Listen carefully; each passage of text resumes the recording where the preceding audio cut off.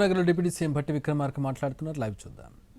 అది చిన్ననాటి నుంచే విద్యాబుద్ధులతో నేర్పించాలి. అలా నేర్పించాలంటే అందరికీ కలిపి ఒక యంగ్ ఇండియా ఇంటిగ్రేటెడ్ రెసిడెన్షియల్ ఉమ్మడి కుటుంబం లాగా తల్లిదండ్రులు విద్యాబుద్ధులు ఎట్లా నేర్పుతారో ఆ రకంగా పాఠశాలలో ఈ సమాజంలో ఉన్నటువంటి అన్ని వర్గాలకి ఒకటే దగ్గర పెట్టి తమ భేదం లేకుండా చిన్ననాటి నుంచే వారిలో ఒక ఆలోచన రేపాలని చెప్పి ఒక సదుద్దేశంతో ఈ రాష్ట్ర ముఖ్యమంత్రిగా రేవంత్ రెడ్డి గారు, నేను, మా మంత్రివర్గ సహచరులు అందరం కలిసి ఆలోచన చేశాం.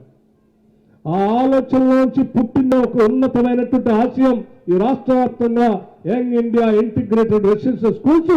ఆ స్కూల్స్ మామూలు స్థాయిలో కూడా ఉండటానికి వీళ్ళు ప్రపంచంతో పోటీ పడే స్థాయిలో ఇంటర్నేషనల్ స్కూల్స్ లో ఏ రకమైనటువంటి విద్యా బోధన చేస్తారో ఇంగ్లీష్ మీడియంతో సహా ఆ పాఠశాలలో ఉండేటువంటి అత్యున్నతమైనటువంటి సంపన్న వర్గాలు చదువుకునే పాఠశాలలో ఎటువంటి వసతులు ఉంటాయో ఆ వసతులు అన్నీ కూడా మనం కల్పించే యంగ్ ఇండియా ఇంటిగ్రేటెడ్ రెసిడెన్షియల్ స్కూల్లో మన పిల్లలు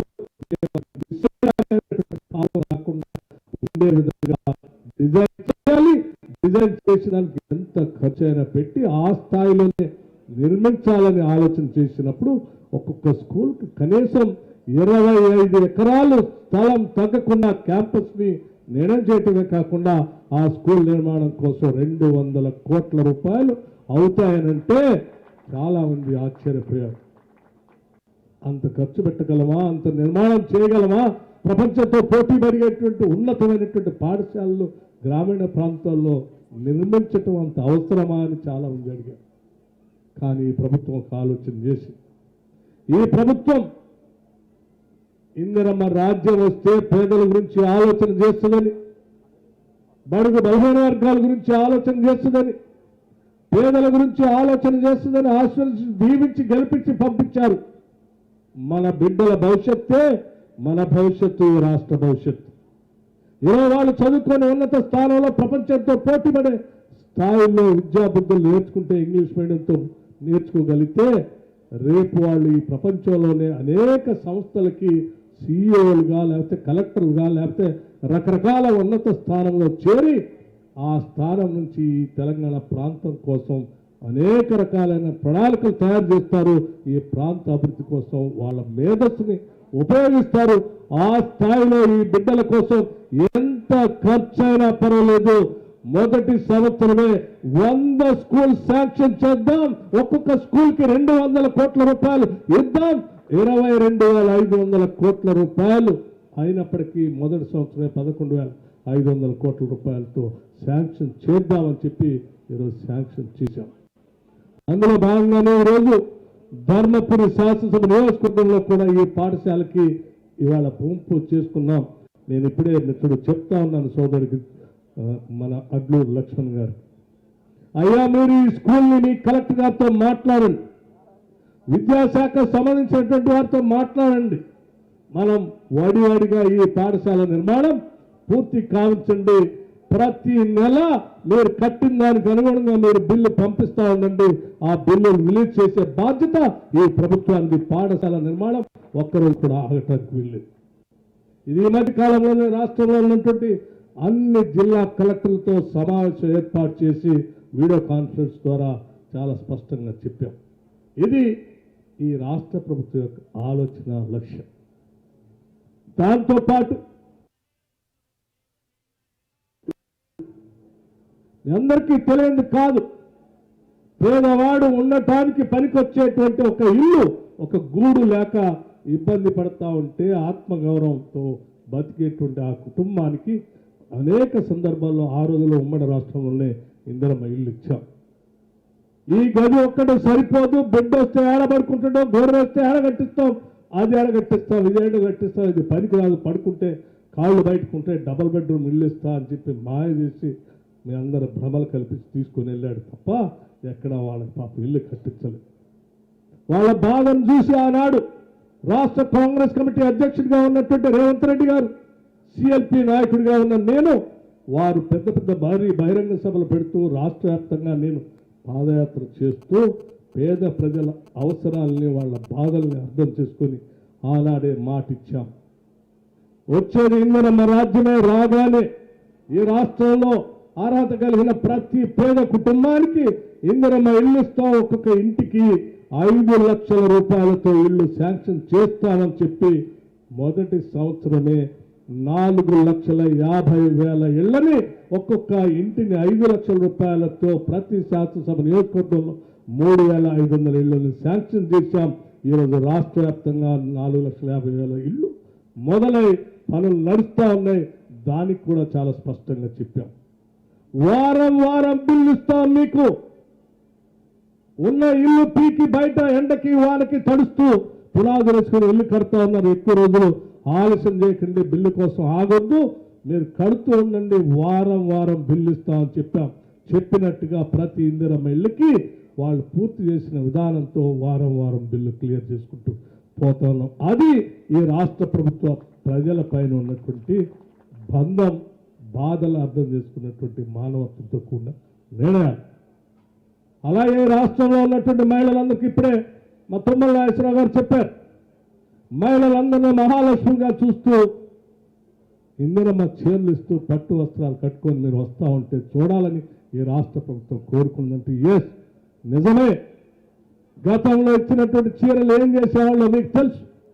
ఈరోజు ఖర్చుకు వెనకాడకుండా ఈ రాష్ట్రంలో ఉన్న ప్రతి మహిళకి ఇందిరమ్మ చీరలు ఇవ్వాలని, అవి ఖర్చుతో కూడుకున్నప్పటికి కూడా ఇవి కట్టుకోవడానికి ఉపయోగపడేటట్టుగా ఉండాలి, ఆత్మగౌరవంతో అవి కట్టుకొని ఆనందంతో బయటకు వచ్చే స్థాయిలో ఉండాలని చెప్పి ఖర్చుకు వెనకాడకుండా ఈ రాష్ట్రంలో ఉన్న మహిళలందరికీ ఈరోజు ఇందిరమ్మ చీరలు ఇచ్చాం. ఆ చీరలు కట్టుకొని మా తల్లులు చెల్లెలు బయటకు వస్తూ ఉంటే చూసి ఆనందపడుతూ ఉన్నాం. రాష్ట్రంలో ఉన్నటువంటి మహిళలందరికీ ఒక మాట ఇచ్చాం.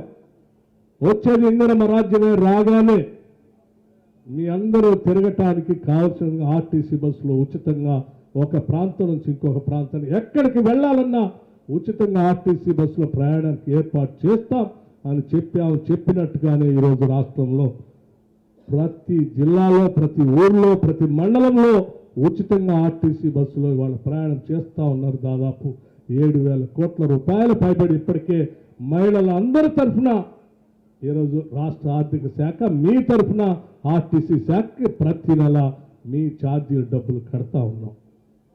ఇది ఈ రాష్ట్రంలో ఉన్నటువంటి మహిళల కోసం ఆలోచన చేసి ఈ రాష్ట్ర ప్రభుత్వం ముందుకు పోతున్నటువంటి నైజం. ఆనాడు ముఖ్యమంత్రి రేవంత్ రెడ్డి గారు ఈ ప్రభుత్వం ఒక మాట ఇచ్చింది. మేము రాగానే వడ్డీ లేని రుణాలని దాదాపు 20,000 కోట్ల రూపాయలు మీకు పంపిణీ చేస్తామని చెప్పాం. ఎందుకనంటే గతంలో చూసేవాళ్ళం మన మహిళలు, పేదవాళ్ళు ఏదైనా ఇంట్లో అవసరం వస్తేనో, ఇంటి అవసరాలకు వస్తేనో, ఒంట్లో బాగలేకపోతేనో ఎవరి దగ్గరికి పోయి ఒక 1,000 రూపాయలు 10,000 రూపాయలు అవసరం ఉందని అడిగితే నీకు ఇల్లే లేదు, నీకు ఆదాయమే లేదు, నీకెవరిస్తారమ్మా అని చీకొడితే తప్పనిసరి పరిస్థితులు తల ఉంచుకొని పోయే పరిస్థితులు చూశామా. అటువంటి దుస్థితి రాకూడదని ఆలోచన చేసి గిరిగిరి వడ్డీలు తెచ్చుకొని వడ్డీలు తెచ్చుకొని వాళ్ళు తీసుకొచ్చినటువంటి అప్పులతో భారమవుతున్నటువంటి మహిళలకు మాట ఇచ్చాం. మేము రాగానే ఇందిరమ్మ రాజ్యం వస్తూ ఉంది. రాగానే రాష్ట్రంలో ఉన్నటువంటి మహిళలందరికీ ఆనాడు ఉమ్మడి రాష్ట్రంలో మొదలుపెట్టినటువంటి వడ్డీ లేని రుణాలు ఇస్తాం, 20,000 కోట్లకు తగ్గకుండా ఇస్తామని చెప్పాం. నవ్వినటువంటి వాళ్ళందరికీ ఒకటే సమాధానం చెప్పాం. పాలనంటే ఏదో దోచుకొని దోపిడీ చేస్తూ మిగతా వాళ్ళకి పంచడం కాదు. పాలనంటే సంపద పోయేసి ప్రజలకు పంచడం. తప్పనిసరిగా 20,000 కోట్లు దాటిస్తామని చెప్పాం. ఈ రోజు ఇప్పటికే 26,000 కోట్ల రూపాయలకి రాష్ట్రంలో మహిళలందరికీ వడ్డీ లేని రుణాలను పంపిణీ చేశాం. నిన్నటితో 26,700 కోట్ల రూపాయలు దాటింది. దానికి సంబంధించిన వడ్డీకి సంబంధించిన డబ్బులన్నీ కూడా ఇప్పటికే చెల్లించాం. ఇది రాష్ట్రంలో ఉన్నటువంటి ప్రభుత్వానికి మహిళల పట్ల ఉన్నటువంటి లక్ష్యం, ఆలోచన. ఈరోజు రాష్ట్రంలో ఉన్నటువంటి అనేక కార్యక్రమాలు రైతాంగ సోదరుల గురించి ఇప్పుడే తుమ్మల నాగేశ్వరరావు గారు చెప్పారు. వ్యవసాయం మా అందరికీ ఒక పండగలాగా చేయాలనేటువంటి ఆలోచన. అందుకే వ్యవసాయం కోసం ఆనాడు మీరు మిగతా అంశాలన్నింటినీ బంద్ చేసి కేవలం రైతు భరోసా ఇస్తే తుమ్మల నాగేశ్వరరావు గారు చెప్పారు, ఒక్క రైతు భరోసా ఒకటి కాదు, రైతు భరోసాతో పాటు మిగతా వ్యవసాయ పంప్ సెట్లు ఇవ్వాలి, అగ్రికల్చర్ ఇంప్లిమెంట్స్ కూడా ఇవ్వాలి, సబ్సిడీ ఇవ్వాలి, లేకపోతే పాలీ హౌస్లు ఇవ్వాలి, డ్రిప్ ఇరిగేషన్ ఇవ్వాలి, రైతులు పండించుకోవడానికి కావాల్సిన సహాయ సహకారాలు అందించాలి. పండించిన పంటకి మినిమం సపోర్ట్ ప్రైస్ ఒక్కటే కాదు, అవసరమైతే ప్యాడీ లాంటి దానికి బోనస్ లాగా క్వింటాకి 500 రూపాయలు కూడా ఇవ్వాలని చెప్పి ఆలోచన చేసి ఈరోజు రైతాంగ సోదరులకి వారి వ్యవసాయం పండగ చేయడం కోసం దాదాపు 1,00,000 కోట్ల రూపాయలు నేరుగా వ్యవసాయం రైతుల కోసమే ఈరోజు ఈ ప్రభుత్వం ఖర్చు పెట్టింది. రూపాయి 2 రూపాయలు కాదు, 1,00,000 కోట్లు. ఒక్కసారి ఆలోచన చేయండి స్నేహితులు. గతంలో ఏనాడు కూడా ఈ రకంగా రైతుల కోసం ఇంత పెద్ద ఎత్తున చేసినటువంటి పరిస్థితులు లేవు. అదేవిధంగా సంక్షేమ కార్యక్రమాలు ఈరోజు వ్యవసాయంతో పాటు తీసుకున్నటువంటి చేయూత కార్యక్రమం కానీ లేకపోతే ఇతర కార్యక్రమాలు కానీ పెద్ద ఎత్తున నిధులు వెచ్చిస్తూ వాళ్ళ కోసం కూడా ఈరోజు ఎక్కడ వెనక్కి తగ్గకుండా ఈ ప్రభుత్వం నిధులు వెచ్చిస్తూనే ఉంది. సంక్షేమ రంగానికి సంబంధించి ఎస్సీ సబ్ ప్లాన్ కోసం 40,000 కోట్ల రూపాయలు కేటాయించాం. ట్రైబల్ సబ్ ప్లాన్ కోసం 17,000 కోట్ల రూపాయలు కేటాయించాం. ఏ ఒక్క కార్యక్రమానికి కూడా వదిలిపెట్టకుండా ఈరోజు సంక్షేమమే పరమావధిగా పెట్టుకుంటూ ఈ రాష్ట్రంలో ఉన్నటువంటి అన్ని వర్గాల ప్రజల కోసం ఆలోచన చేస్తూ ముందుకు పోతున్నాం. చివరికి ఉద్యోగ వర్గాల గురించి కూడా ఆలోచన చేసి గత 10 ఏళ్ళు వాళ్ళు వచ్చేటువంటి జీతాలు 15వ తారీఖు 20వ తారీఖు వస్తే మాకు మీరు చేసినటువంటి అప్పులను కూడా మాకు అప్పచెప్తే ఆ అప్పులు కడుతూ కూడా ఉద్యోగస్తులకి ప్రతి నెల 1వ తారీఖు నాడే జీతాలు ఇచ్చేటువంటి కార్యక్రమాన్ని మొట్టమొదటిసారిగా ఈ రాష్ట్రంలో 10 సంవత్సరాల తర్వాత మనం ఏర్పాటు చేసి ప్రతి నెల వాళ్ళకి జీతాలు ఇస్తూ వెళ్తూ ఉన్నాం. అట్లాగే ఈ రాష్ట్రానికి సంబంధించి మిగతా వర్గాల గురించి కూడా ఆలోచన చేసి ముందుకు వెళ్తా ఉన్నాం. ఉచిత కరెంట్ అని రైతాంగ సోదరులకి 30 లక్షల పంప్ సెట్లు ఉచితంగా ఉంటే వారి కోసం ఉచితంగా కరెంట్ ఇస్తూ ఉన్నాం. దాంతోపాటు 200 యూనిట్లు కరెంట్లు కూడా పేద వర్గాల కోసం బిల్లులు కట్టకుండా మీరు కట్టకుండా మీ తరఫున రాష్ట్ర ప్రభుత్వం కడతా ఉంది. ఉదాహరణకి మన ధర్మపురి నియోజకవర్గం ఒక్కటే చూసుకుంటే ఇక్కడ గృహ వినియోగదారులు 68,547 మంది